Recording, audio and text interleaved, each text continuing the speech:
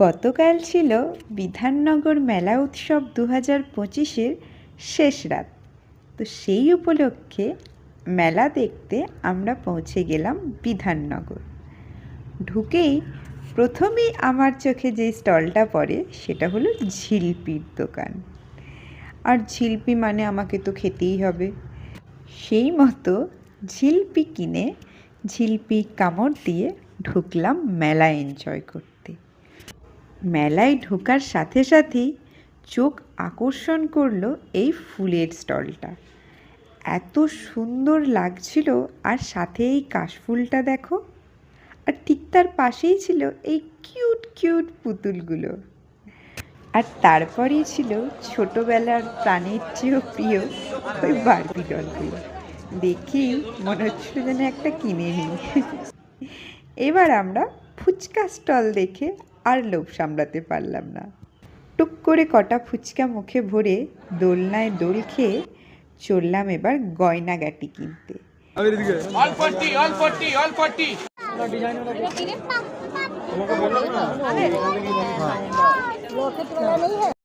আর এই স্টলটার দুর্গা মূর্তিগুলো একবার দেখো, মুখগুলো যেন প্রাণ জুড়িয়ে দেয়, মনে হয় ওই দিকেই তাকিয়ে থাকি সারাক্ষণ। এবার আমরা চললাম পাশের কিছু চকলেট কিনতে, চকলেটের দোকান। চকলেট কিনে দেখলাম দূরে ওখানে লাইভ শোয়ের জন্য স্টেজ রেডি হচ্ছে। কাল নাকি অভিজিৎ বন্দ্যোপাধ্যায় আসার কথা ছিল। তো যাই হোক, এবার তো খেতে হবে। তো ফুড কোর্টে ঢুকতেই দেখলাম শীতকাল স্পেশাল নানা রকমের পিঠে পুলি। আর তারপরেই ছিল chicken cutlet, fish fry, fish কবিরাজি। হ্যাঁ, গরম গরম চপও ছিল, আর এই হট চকলেট। তবে আমরা ঠিক করলাম যে একটু কাবাব খাওয়া যাক, গরম গরম শিক কাবাব। তো যেমন ভাবা তেমন কাজ, প্লেটে চলে এলো আমাদের গরম গরম রেশমি কাবাব।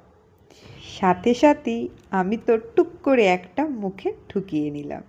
এবার চললাম মেলার অন্যতম আকর্ষণ নাগরদোল্লা দেখার উদ্দেশ্যে। যদিও আমি কিন্তু নাগরদোল্লা পারছেন না, আমার খুব ভয় লাগে নাগরদোল্লা চাপতে। তো কি হয়েছে, দেখে তো আসি কি কি এসেছে, কোনটা নতুন, কোনটা আগে দেখেছি, কোনটা প্রথমবার দেখছি। তো সেই উদ্দেশ্যে চারিদিক ঘুরে দেখতে গেলাম কি কি নাগরদোল্লা এসেছে।